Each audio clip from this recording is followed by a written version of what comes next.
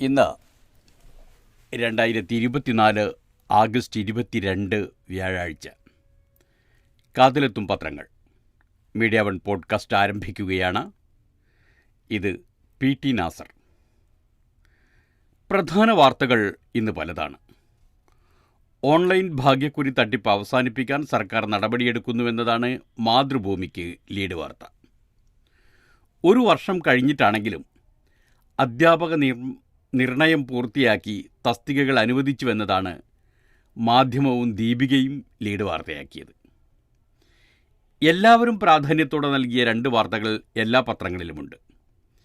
വീട് വിട്ടിറങ്ങി തീവണ്ടിയിൽ കയറിയ ആസാമീസ് പെൺകുട്ടിയെ ഒരു പകലും രാവും തിരഞ്ഞതിനു ശേഷം വിശാഖപട്ടണത്ത് വെച്ച് കണ്ടെത്തിയെന്നതാണ് ഒരു വാർത്ത. അതാണ് മനോരമ ലീഡാക്കിയത്. എന്നാൽ മാതൃഭൂമി ആ വാർത്ത ഉൾപേജിലേ കൊടുത്തിട്ടുള്ളൂ എന്നുമുണ്ട്. കേരളത്തിൻ്റെ chief secretary doctor V Venu വിരമിക്കുമ്പോൾ ഭാര്യ ശാരദാ മുരളീധരൻ ചീഫ് സെക്രട്ടറി ആവുമെന്നതാണ് മറ്റൊരു വാർത്ത. അതെല്ലാ പത്രങ്ങളും ഒന്നാം പേജിൽ പ്രാധാന്യത്തോടെ വിന്യസിച്ചിട്ടുണ്ട്. അങ്ങനെ പ്രാധാന്യമുള്ള വാർത്തകളും പത്രങ്ങൾ പ്രാധാന്യം കൽപ്പിച്ചിരിക്കുന്ന വാർത്തകളും പലതുമുണ്ട്. കേൾക്കാം. സൈബർ ഇടത്തും ക്ലീൻ കേരള. ഓൺലൈൻ ഭാഗ്യക്കുറി തട്ടിപ്പ് പൂട്ടിക്കാൻ സർക്കാർ. മാതൃഭൂമിയുടെ ലീഡ് വാർത്തയാണ്. 60 ആപ്പുകൾ പ്ലേ സ്റ്റോറിൽ നിന്ന് നീക്കാൻ ഗൂഗിളിന് നോട്ടീസ്. തിരുവനന്തപുരം. സംസ്ഥാന ഭാഗ്യക്കുറിയുടെ പേരിൽ ഓൺലൈനിൽ വ്യാജ ഭാഗ്യക്കുറി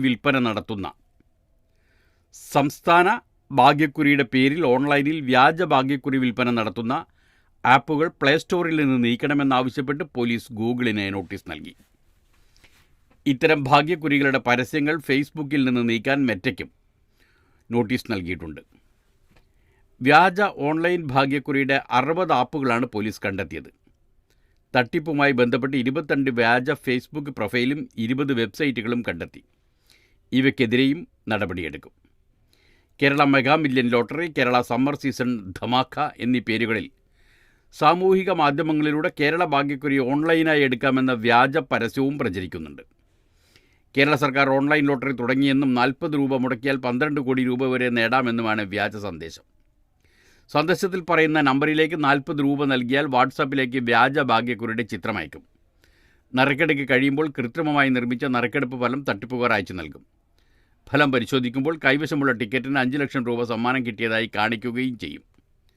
സർക്കാർ പ്രതിനിധി എന്ന് പറഞ്ഞൊരാൾ ഫോൺ വിളിച്ച് സമ്മാനത്തുക ലഭിക്കാൻ GST, സ്റ്റാമ്പ് ഡ്യൂട്ടി എന്നിവയ്ക്കായുള്ള പണം ബാങ്ക് അക്കൗണ്ടിലേക്ക് അയക്കാൻ ആവശ്യപ്പെടും. ശേഷം റിസർവ് ബാങ്ക് സമ്മാനത്തുക പിടിച്ചു വച്ചിരിക്കുന്നതായും അതിനാൽ കൂടുതൽ പണം വേണമെന്നും ആവശ്യപ്പെടും. സംശയിക്കാതിരിക്കാൻ കൃത്രിമ രേഖകളും വീഡിയോകളും നൽകും. ബമ്പർ നറുക്കെടുപ്പുകൾ നടക്കുന്ന സമയത്താണ് ഇത്തരം ആപ്പുകൾ സജീവമാകുന്നത്. പലതും ലിങ്കുകൾ വഴി ഇൻസ്റ്റാൾ ചെയ്യപ്പെടുന്നതാണ്. ഒട്ടുമിക്ക ആപ്പുകളും കേരള ലോട്ടറി എന്ന പേരിൽ തന്നെയാണ്. കഴിഞ്ഞ വിഷു ബമ്പർ സമയത്തും സൈബർ ഡിവിഷൻ ഇത്തരം ആപ്പുകൾ നീക്കം ചെയ്തിരുന്നു. ലോട്ടറി ഫലം തെറ്റായി നൽകി പണം തട്ടിയെടുക്കുന്ന ആപ്പുകളാണ് കൂടുതലായുള്ളത്. സാമ്പത്തിക തട്ടിപ്പിന് ഇരയായാൽ 1930 എന്ന നമ്പറിൽ വിവരമറിയിക്കണം. 1930 എന്ന നമ്പറിൽ വിവരമറിയിക്കണം. ഇവരെ സൂക്ഷിക്കുക എന്ന ചില കുറിപ്പുകൾ, സൂക്ഷിക്കാനുള്ള കുറിപ്പുകൾ കൂടി മാതൃഭൂമി ഈ വാർത്തയ്ക്കൊപ്പം നൽകിയിട്ടുണ്ട്. അന്വേഷണ ഏജൻസി ഉദ്യോഗസ്ഥരെന്ന വ്യാജേന വീഡിയോ കോൾ ചെയ്തത് വെർച്വൽ അറസ്റ്റ് നമ്മുടെ അച്ഛനെ അറസ്റ്റിലാക്കിയത്. കുറിലോസ് അച്ഛനെ വെർച്വൽ അറസ്റ്റിലായിരുന്നല്ലോ ഒരു ദിവസം. അന്വേഷണം കഴിയും വരെ പണം RBIയിലേക്ക് മാറ്റാൻ ആവശ്യപ്പെടുന്നവർ, വില കൂടിയ സമ്മാനം അയച്ചു തരാൻ പണം ആവശ്യപ്പെട്ട് സന്ദേശം അയക്കുന്നവർ, ബാങ്കുകളുടെ സേവനങ്ങൾക്കെന്ന വ്യാജേന ഫോണിൽ സന്ദേശം അയക്കുന്നവർ, വിളിക്കുന്നവർ, നിർമ്മിത ബുദ്ധി ഉപയോഗിച്ച് പരിചയക്കാരുടെ രൂപവും ശബ്ദവും നിർമ്മിച്ച് വീഡിയോകളിലൂടെ പണം തട്ടുന്നവർ, പാഴ്സലിൽ ലഹരി പദാർത്ഥങ്ങളുണ്ടെന്ന വ്യാജ സന്ദേശം നൽകുന്നവർ, അങ്ങനെ പലരുമുണ്ട്. എല്ലാവരെയും സൂക്ഷിക്കണം എന്നർത്ഥം. മലയാള മനോരമയുടെ ലീഡ് വാർത്ത പറഞ്ഞല്ലോ, തിരോധാനം 13 വയസ്സുകാരിയെ വിശാഖപട്ടണത്ത് കണ്ടെത്തി എന്നാണ്.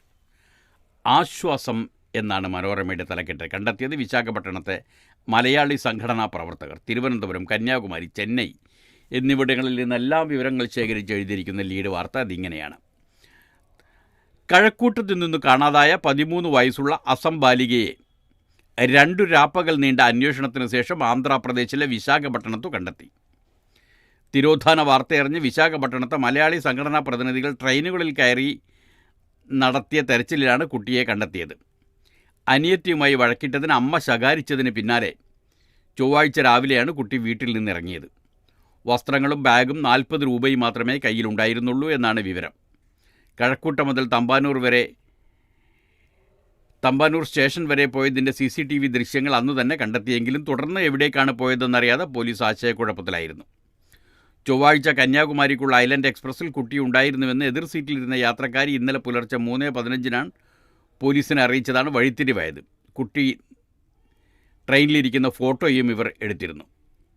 കന്യാകുമാരിയിൽ നിന്ന് കുട്ടി ഇന്നലെ രാവിലെ ചെന്നൈ എഗ്മൂരിൽ ട്രെയിനിറങ്ങിയെന്നും തമിഴ്നാട് പോലീസ് സ്ഥിരീകരിച്ചതിനെ തുടർന്ന് കേരള പോലീസിൻ്റെ അന്വേഷണ സംഘം വൈകിട്ട് അവിടെ എത്തിയിരുന്നു. ഇതിനിടെ എഗ്മൂരിൽ നിന്ന് കുട്ടി ട്രെയിനിൽ താമ്പരത്തേക്ക് പോയി അവിടെ നിന്ന് ബംഗാളിലെ സാന്ത്രാഗച്ചിയിലേക്കുള്ള അന്ത്യോദയ എക്സ്പ്രസ്സിൽ കയറി. ട്രെയിൻ വിശാഖപട്ടണത്തെത്തിയപ്പോഴാണ് മലയാളി സംഘടനാ പ്രവർത്തകർ കുട്ടിയെ കണ്ടെത്തിയത്. പോലീസും പൊതുസമൂഹവും ഒരേ മനസ്സോടെ നടത്തിയ തിരച്ചിലിൻ്റെ സാഫല്യം. കുട്ടിയുടെ വഴിയെ ചൊവ്വാഴ്ച രാവിലെ 9 മണിക്ക് അനിയത്തിയുമായി വഴക്കടിച്ചതിന് 13 വയസ്സുകാരിയെ മാതാവ് ശകാരിക്കുന്നു. പിന്നാലെ കഴക്കൂട്ടത്തെ വീട്ടിന് സമീപം ജോലി ചെയ്യുന്ന സ്കൂളിലേക്ക് മാതാവ് പോകുന്നു. അങ്ങനെ പിന്നീട് കുട്ടിയുടെ പിന്നാലെയുള്ള പോക്കാണ്.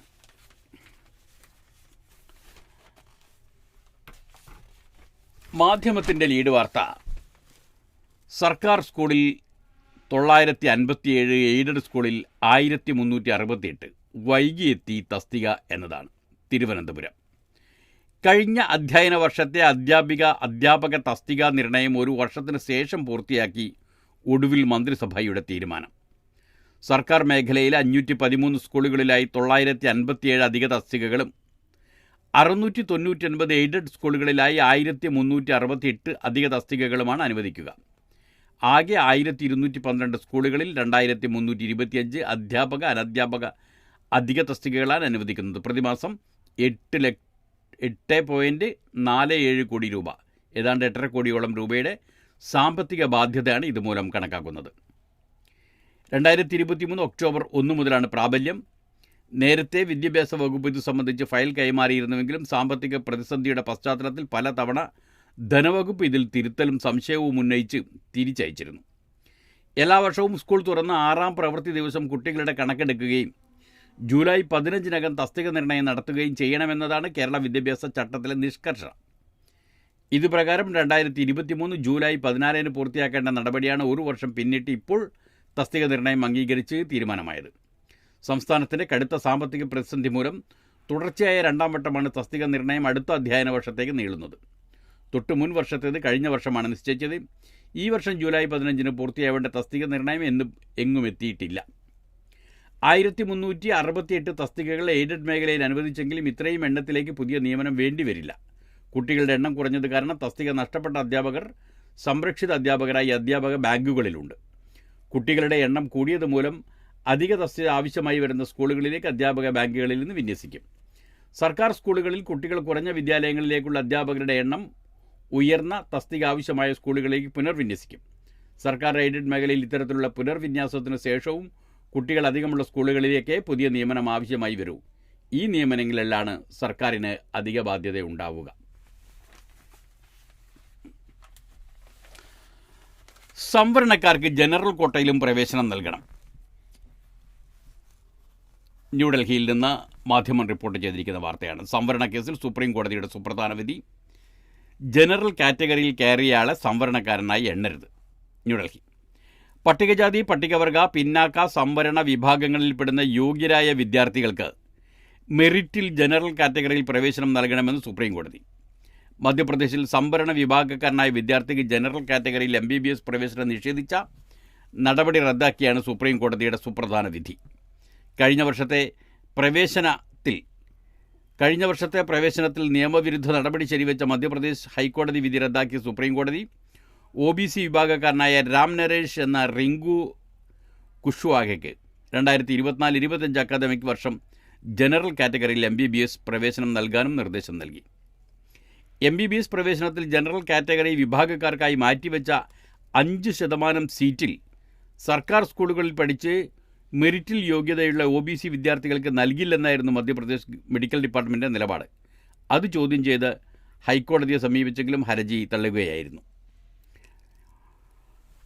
അങ്ങനെ സംവരണക്കോട്ടയിൽ പുതിയൊരു വാർത്ത കൂടി വന്നിരിക്കുന്നു. മൂവാറ്റുപുഴയിലെ സ്വർണ്ണമോഷ്ടാവ് മുംബൈയിൽ സ്വർണ്ണ വ്യാപാരി. മലയാള മനോരമയുടെ 1-ാം പേജിലുള്ളൊരു വലിയ വാർത്തയാണ്. 1, 2, 3, 4, 5 കോളമുള്ള വാർത്ത. മൂവാറ്റുപുഴയിലെ സ്വർണ്ണമോഷ്ടാവ് മുംബൈയിൽ സ്വർണ്ണ വ്യാപാരി. 18 വർഷം മുമ്പുള്ള കേസിൽ പ്രതിയെ സാഹസികമായി പിടികൂടി പോലീസ്. മൂവാറ്റുപുഴ. 18 വർഷം മുമ്പുള്ള സ്വർണ്ണമോഷണ കേസിലെ പ്രതിയെ തിരഞ്ഞ് മുംബൈയിലെത്തിയ കേരള പോലീസ് കണ്ടത് 4 ജ്വല്ലറികളുടെ ഉടമയെ. ആഡംബര ബംഗ്ലാവിൽ താമസിക്കുന്ന മോഷ്ടാവിനെ ഗുണ്ടാ സംഘത്തിൻ്റെ ഭീഷണി മറികടന്ന് സാഹസികമായി അറസ്റ്റ് ചെയ്ത് പോലീസ് മൂവാറ്റുപുഴയിലെത്തിച്ചു. 2006 മൂവാറ്റുപുഴ കല്ലറക്കൽ ജ്വല്ലറിയിൽ നടന്ന 30 പവൻ മോഷണ കേസിലാണ് കടയിലെ സ്വർണ്ണപ്പണിക്കാരനായിരുന്ന മഹീന്ദ്ര ഹസ്ബ യാദവിനെ മുംബൈ മുളുന്തിൽ പോലീസ് പിടികൂടിയത്. ഇപ്പോഴദ്ദേഹത്തിന് 53 വയസ്സുണ്ട്. നവകേരള സദസ്സിൽ ജ്വല്ലറി ഉടമ നൽകിയ പരാതിയെ തുടർന്നാണ് പ്രതിയെ തേടി പ്രത്യേക അന്വേഷണ സംഘം മുംബൈയിലെത്തിയത്. മോഷ്ടിച്ചതിൻ്റെ ഇരട്ടി സ്വർണം നൽകാമെന്നും വിട്ടയക്കണമെന്നുമാണ് യാദവ് ആദ്യം അഭ്യർത്ഥിച്ചത്. സമ്പന്നനായ അലവേസ് മോഷണക്കേസിൽ പോലീസ് തിരയുന്ന പ്രതിയാണെന്ന് നാട്ടുകാരിൽ പലരും വിശ്വസിച്ചില്ല. കലർക്കൽ ജ്വല്ലറിയിലെ വിശ്വസ്തനായ സ്വർണ്ണപ്പണിക്കാരനായിരുന്നു മഹീന്ദ്ര യാദവ്. 15 വർഷത്തോളം കുടുംബസമേതം മൂവാറ്റുപുഴയിൽ താമസിച്ചിരുന്നു. ഇയാൾ പതിവായി ജ്വല്ലറിയിൽ നിന്ന് ശുദ്ധി ചെയ്യാനായി സ്വർണം കൊണ്ടുപോയിരുന്നു. 2006 ഇങ്ങനെ കൊണ്ടുപോയി തിരികെ എത്തിയില്ല. മൂവാറ്റുപുഴയിലെ സുഹൃത്തിൽ നിന്ന് 1.5 ലക്ഷം രൂപയും വായ്പയും വാങ്ങി കുടുംബസമേതം മുങ്ങുകയായിരുന്നു. സ്വദേശമായ മഹാരാഷ്ട്രയിലെ സാംഗ്ലിയിൽ പോലീസ് അന്വേഷണം നടത്തിയെങ്കിലും ഫലമുണ്ടായില്ല. റൂറൽ ജില്ലാ പോലീസ് മേധാവി വൈഭവ് സക്സേനയുടെ മേൽനോട്ടത്തിലുള്ള പുനരന്വേഷണം നടത്തിയത്. റൂറൽ ജില്ലാ പോലീസ് മേധാവി വൈഭവ് സക്സേനയുടെ മേൽനോട്ടത്തിലാണ് പുനരന്വേഷണം നടത്തിയത്. യാദവിൻ്റെയും മക്കളുടെയും സാമൂഹ്യ മാധ്യമ അക്കൗണ്ടുകൾ കേന്ദ്രീകരിച്ചുള്ള അന്വേഷണമാണ് പോലീസിനെ മുംബൈയിലെത്തിച്ചത്. മൂവാറ്റുപുഴയിലെ ജ്വല്ലറി ഉടമയും ചില സൂചനകൾ കൈമാറിയിരുന്നു. 18 വർഷം മുമ്പ് മുങ്ങി ചെറിയ തോതിൽ സ്വർണ്ണ ബിസിനസ് തുടങ്ങിയ യാദവ് പോലീസ് കണ്ടെത്തുമ്പോഴേക്കും 4 ജ്വല്ലറികളുടെ ഉടമയായി കഴിഞ്ഞിരുന്നു. കസ്റ്റഡിയിലെടുത്ത ശേഷം ഇയാളുടെ ഗുണ്ടാ സംഘത്തെ വെട്ടിച്ച് പല വഴികളിലൂടെ പൂനെ വിമാനത്താവളത്തിലെത്തിയാണ് പോലീസ് നാട്ടിലേക്ക് മടങ്ങിയത്. കോടതിയിൽ ഹാജരാക്കിയ യാദവിനെ 14 ദിവസത്തേക്ക് റിമാൻഡ് ചെയ്തു. മഹീന്ദ്ര ഹസ്ബ യാദവ് വലിയ മുതലാളിയാണിപ്പോൾ.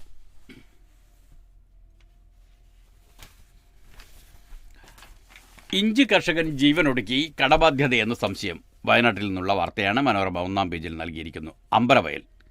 ഇഞ്ചി കർഷകൻ മാളിക ചേലക്കാട്ട് CS മാധവനെ വിഷമുള്ളിൽ ചെന്ന് മരിച്ച നിലയിൽ കണ്ടെത്തി. ചൊവ്വാഴ്ച രാത്രി 9:00-ഓടെ വീട്ടിൽ നിന്ന് കാണാതായതായി ബന്ധുക്കൾ പോലീസിൽ പരാതി നൽകിയിരുന്നു. ഉപയോഗിച്ചിരുന്ന സ്കൂട്ടർ വീടിന് സമീപത്ത് തന്നെ ഉണ്ടായിരുന്നു. തുടർന്ന് നടത്തിയ തിരച്ചിലാണ് നീർച്ചാലിലെ വയലിനോട് ചേർന്നുള്ള ഭാഗത്ത് ഇന്നലെ മൃതദേഹം കണ്ടെത്തിയത്. അമ്പലവയൽ പോലീസ് തുടർ നടപടികൾ സ്വീകരിച്ചു. സ്ഥലം പാട്ടത്തിനടുത്ത് ഇഞ്ചി കൃഷി ചെയ്തതിലടക്കം ലക്ഷങ്ങളുടെ കടമുണ്ടായിരുന്നതിലും അതിൻ്റെ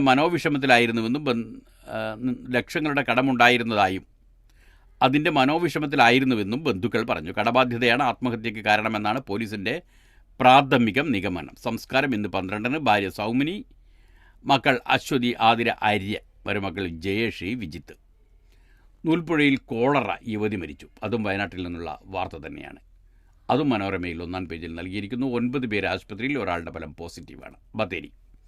നൂൽപ്പുഴ പഞ്ചായത്തിലെ തോട്ടാമൂല കുണ്ടാണംകുന്ന് ഗോത്ര ഊരിൽ കോളറ ബാധിച്ച ഒരു മരണം. ലക്ഷണങ്ങളോട് ആശുപത്രിയിൽ പ്രവേശിപ്പിച്ച 9 പേരിൽ ഒരാളുടെ ഫലം പോസിറ്റീവാണ്. 8 പേരുടെ ഫലം വരാനുണ്ട്. ഗോത്ര ഊരിലെ ബിജില, 34 വയസ്സാണ് അവർക്ക്, ആണ് മരിച്ചത്. ബിജില. സംസ്കാര ചടങ്ങിൽ പങ്കെടുത്ത 71 പേരെ കണ്ടെത്തി നിരീക്ഷണത്തിലാക്കി. കുണ്ടാണംകുന്ന്, 4 സെൻറ്റ്, തിരുവണ്ണൂർ എന്നീ ഊരുകൾ കണ്ടെയ്ൻമെൻറ്റ് സോണായി പ്രഖ്യാപിച്ചു. ബിജില 18-നാണ് ആശുപത്രിയിൽ പ്രവേശിപ്പിച്ചത്. രോഗം മൂർച്ഛിച്ചതോടെ അന്ന് തന്നെ മരിച്ചു. കഴിഞ്ഞ ദിവസങ്ങളിൽ സമാന ലക്ഷണങ്ങളോടെ കൂടുതൽ പേര് ആശുപത്രിയിൽ പ്രവേശിപ്പിക്കുകയായിരുന്നു. ശ്രീജേഷിന് സർക്കാരിൻ്റെ സമ്മാനം 2 കോടി രൂപ. പരിശീലനത്തിന് നേരത്തെ പ്രഖ്യാപിച്ച 5 ലക്ഷം ഇതുവരെ നൽകിയിട്ടില്ല. അതുപോട്ടെ. തിരുവനന്തപുരം. പാരീസ് ഒളിമ്പിക്സിൽ വെങ്കല മെഡൽ നേടിയ ഇന്ത്യൻ ഹോക്കി ടീമിലെ മലയാളി താരം PR ശ്രീജേഷിന് സംസ്ഥാന സർക്കാരിൻ്റെ പാരിതോഷികം 2 കോടി രൂപ. മന്ത്രിസഭാ യോഗത്തിലാണ് സർക്കാർ തീരുമാനം അറിയിച്ചത്. മന്ത്രിസഭാ യോഗത്തിലാണ് ഇക്കാര്യം തീരുമാനിച്ചത്. ശ്രീജേഷിന് സർക്കാരിൻ്റെ സ്വീകരണവും അനുമോദന സമ്മേളനവും 26-ന് വൈകിട്ട് 4-ന് തിരുവനന്തപുരം ജിമ്മി ജോർജ് ഇൻഡോർ സ്റ്റേഡിയത്തിൽ നടക്കും. മുഖ്യമന്ത്രി പിണറായി വിജയൻ ഉദ്ഘാടനം ചെയ്യുന്ന സമ്മേളനത്തിൽ മന്ത്രി വി ശിവൻകുട്ടി അധ്യക്ഷത വഹിക്കും. ടോക്കിയോ ഒളിമ്പിക്സിൽ വെങ്കല മെഡൽ നേടിയപ്പോഴും ശ്രീജേഷിന് സർക്കാർ 2 കോടി രൂപ പാരിതോഷികം നൽകിയിരുന്നു. അന്ന് പൊതുവിദ്യാഭ്യാസ വകുപ്പിൽ ഡെപ്യൂട്ടി ഡയറക്ടറായിരുന്ന ശ്രീജേഷിന് ജോയിന്റ് ഡയറക്ടറായി സ്ഥാനക്കയറ്റവും നൽകി. അതേസമയം പാരീസിൽ മത്സരിച്ച മലയാളി താരങ്ങൾക്ക് പരിശീലനത്തിലെ ഒരുക്കങ്ങൾക്കുമായി സർക്കാർ പ്രഖ്യാപിച്ച 5 ലക്ഷം രൂപ ഇപ്പോഴും ലഭിച്ചിട്ടില്ല. ശ്രീജേഷിനെ കൂടാതെ ബാഡ്മിൻ്റൺ താരം HS പ്രണോയ്, അത്ലറ്റിക് താരങ്ങളായ Muhammad Anas, Muhammad Ajmal, Abdulla Aboobacker, athletic team chief coach Radhakrishnan Nair എന്നിവർക്കും 5 ലക്ഷം രൂപ വീതം പ്രഖ്യാപിച്ചല്ലോ അവിടെ ഉണ്ടാകും. സർക്കാരിൻ്റെ കയ്യിൽ നമ്മുടെ 5 ലക്ഷമുണ്ട് എന്ന് കരുതിയാൽ മതി.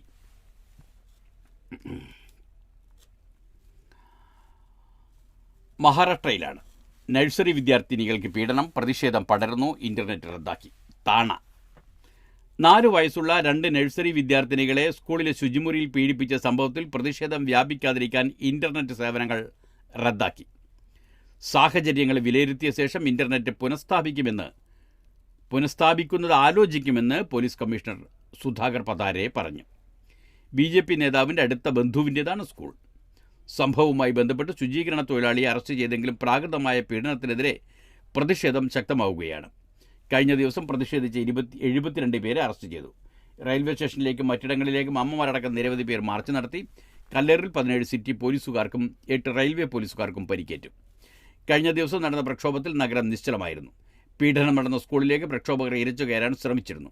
സ്കൂൾ കെട്ടിടത്തിന് കേടുപാട് സംഭവിച്ചതായി പോലീസ് പറഞ്ഞു. റെയിൽവേ സ്റ്റേഷന് നേരെയുള്ള ആക്രമണത്തിൽ 32ഉം സിറ്റി പോലീസിന് നേരെയുള്ള ആക്രമണത്തിൽ 40 പേരാണ് അറസ്റ്റിലായത്. കഴിഞ്ഞ ആഴ്ച നടന്ന പീഡനത്തെ തുടർന്ന് സ്കൂൾ പ്രിൻസിപ്പൽ, ക്ലാസ് അധ്യാപിക, ആയ എന്നിവരെ സസ്പെൻഡ് ചെയ്തിരുന്നു. കേസ് അന്വേഷണത്തിലെ വീഴ്ചയ്ക്ക് ഇൻസ്പെക്ടറടക്കം 3 പോലീസ് ഉദ്യോഗസ്ഥരെയും സസ്പെൻഡ് ചെയ്തു. മുതിർന്ന IPS ഓഫീസർ RD സിംഗിൻ്റെ നേതൃത്വത്തിൽ പ്രത്യേക അന്വേഷണ സംഘം രൂപവത്കരിക്കാൻ ഉത്തരവിട്ടതായി മഹാരാഷ്ട്ര മുഖ്യമന്ത്രി ദേവേന്ദ്ര ഫഡ്നാവിസ് പറഞ്ഞു. അതേസമയം സ്കൂളിനെതിരെ നടപടിയെടുക്കുമെന്ന് മുഖ്യമന്ത്രി ഏക്നാഥ് ഷിൻഡെ പറഞ്ഞു. കേസ് അതിവേഗം അന്വേഷിക്കുമെന്നും കുറ്റക്കാരെ വെറുതെ വിടില്ലെന്നും അദ്ദേഹം പറഞ്ഞു. പോരെ. സാക്കിർ നായിക്കിനെതിരെ തെളിവ് നൽകാൻ ഇന്ത്യയോട് അൻവർ ഇബ്രാഹിം.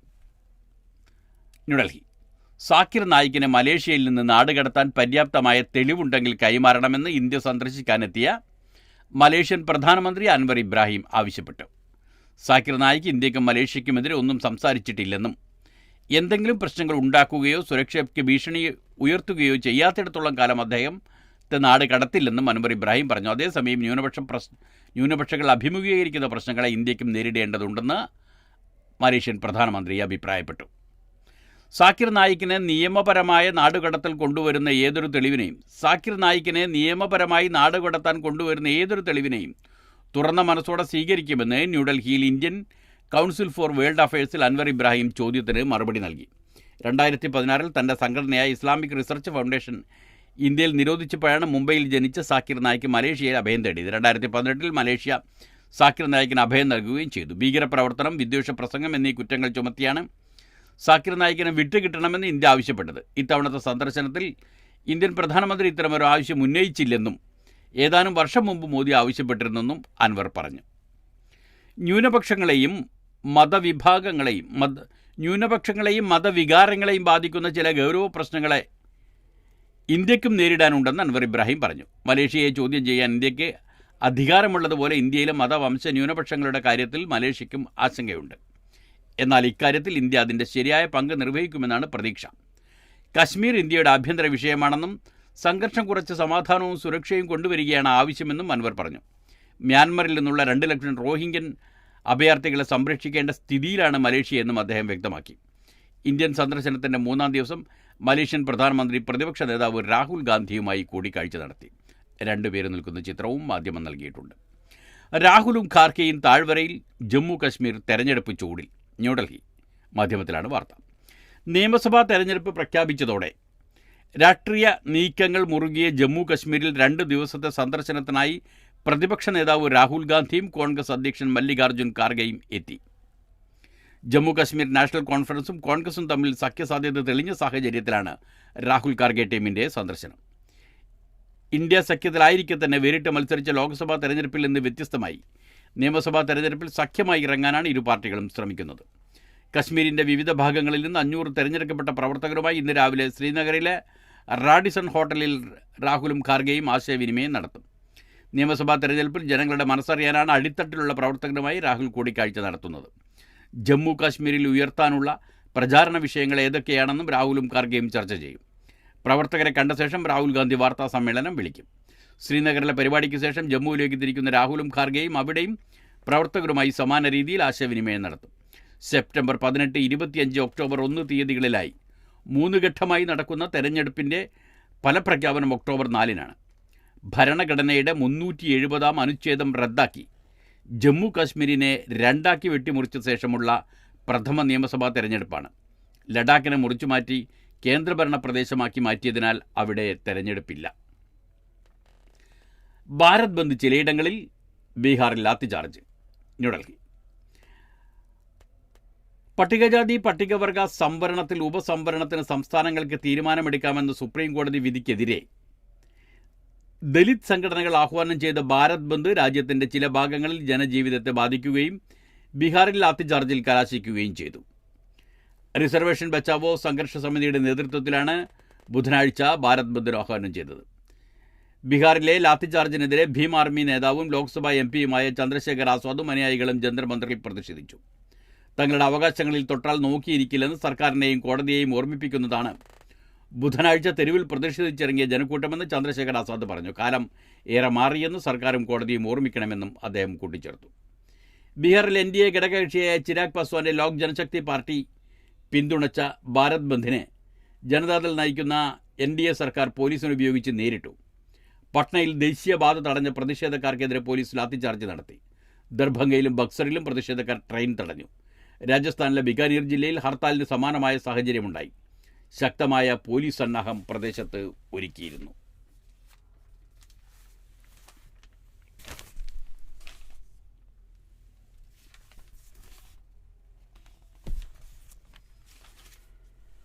മെമ്മോ നൽകിയ ഉദ്യോഗസ്ഥനെതിരെ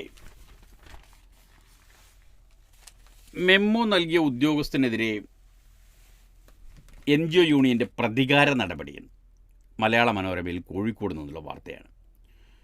ജോലിയിൽ കൃത്യനിഷ്ഠ പാലിക്കാത്തതിനാൽ ജീവനക്കാരിക്ക് വിശദീകരണ മെമ്മോ നൽകിയതിൽ പ്രതിഷേധിച്ച് NGO യൂണിയൻ നേതാക്കളുടെ നേതൃത്വത്തിൽ ഉദ്യോഗസ്ഥയെ അപമാനിക്കാൻ ശ്രമം. ജില്ലാ ആസൂത്രണ സമിതി സെക്രട്ടേറിയറ്റ് കെട്ടിടത്തിലെ ജില്ലാ പ്ലാനിംഗ് ഓഫീസർ ഏലിയാമ്മ നൈനാനെതിരെയാണ് NGO യൂണിയൻ്റെ പ്രതികാര നടപടി. സംസ്ഥാന സർക്കാരിന് മികച്ച ഉദ്യോഗസ്ഥക്കുള്ള അവാർഡ് 2 തവണ നേടിയിട്ടുണ്ട് ഇവർ. സർക്കാർ കെട്ടിടത്തിനകത്ത് ജീവനക്കാരെ പീഡിപ്പിക്കുന്ന നിലപാട് ജില്ലാ പ്ലാനിംഗ് ഓഫീസർ അവസാനിപ്പിക്കുക എന്നെഴുതിയ ബോർഡ് സ്ഥാപിച്ചു. സിവിൽ സ്റ്റേഷനിലും കലക്ട്രേറ്റിലും പ്ലാനിംഗ് ബോർഡ് കെട്ടിടത്തിലും ട്രേഡ് യൂണിയൻ ബോർഡുകൾ മാറ്റണമെന്ന കലക്ടറുടെ നിർദ്ദേശം മറികടന്നാണ് ബോർഡ് സ്ഥാപിച്ചത്.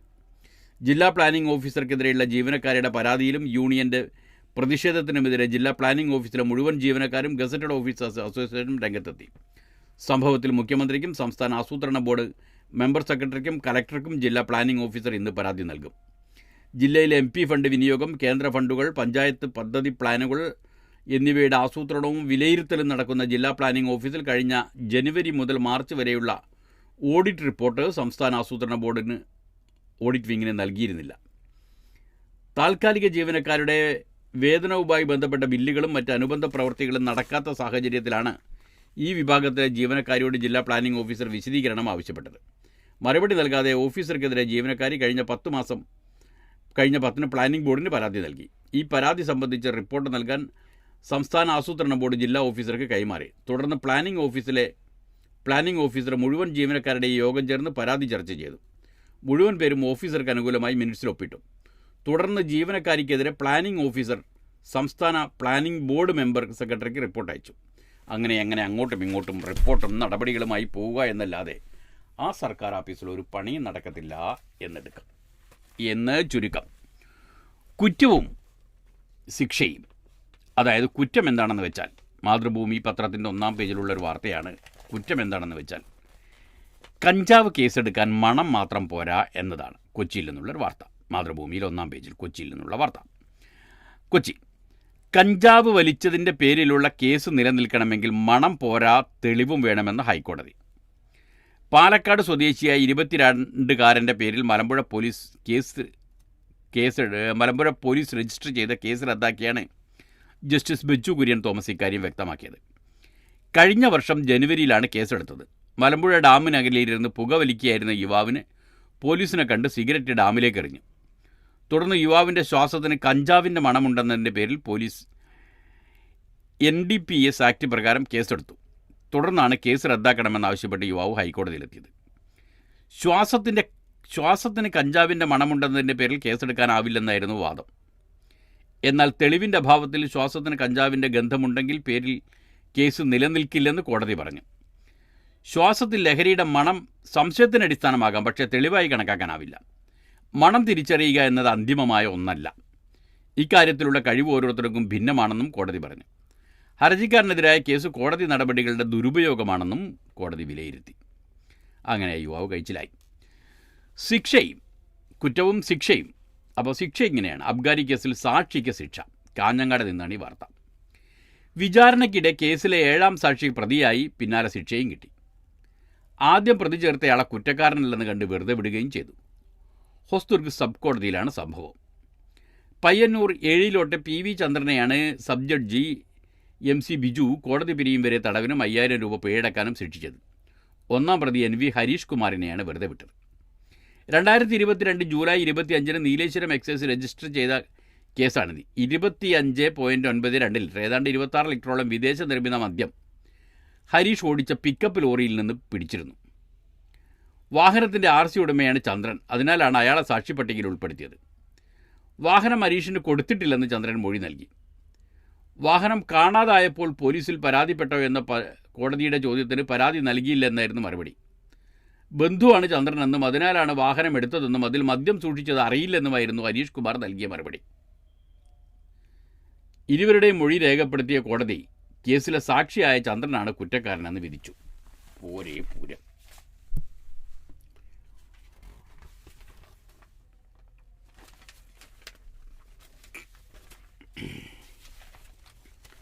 ഹിസ്ബുള്ള ഇസ്രായേൽ സംഘർഷം രൂക്ഷം.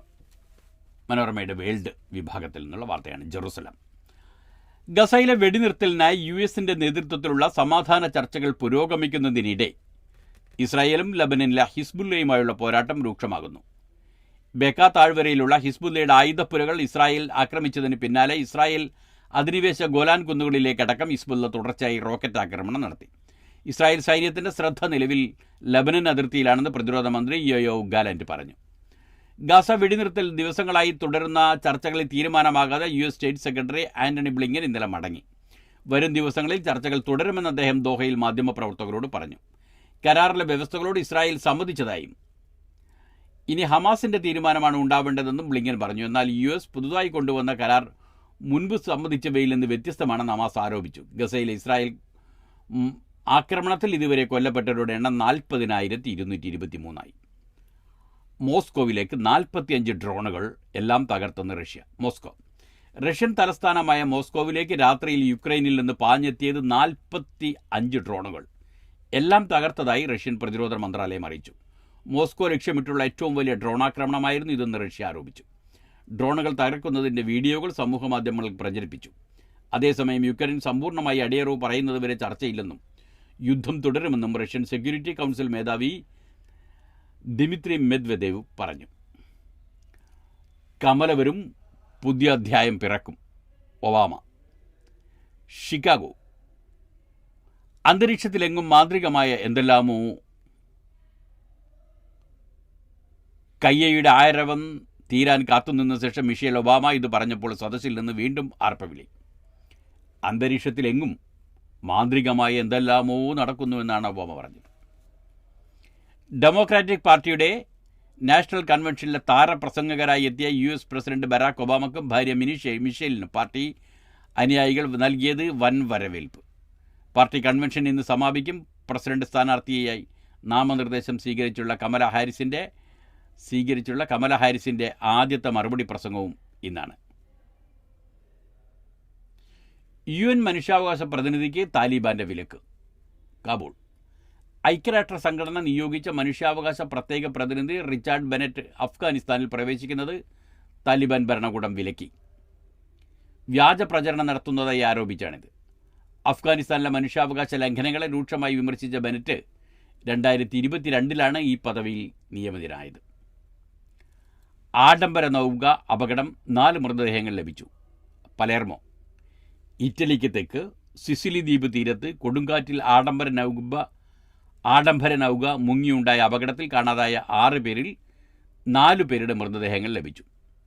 ബ്രിട്ടീഷ് ടെക് വ്യവസായ പ്രമുഖൻ മൈക്കിൾ ലിഞ്ച്, 49 വയസ്സാണ് അദ്ദേഹത്തിന്, മകൾ, 4 സഹയാത്രികൾ എന്നിവരെയാണ് കാണാതായത്.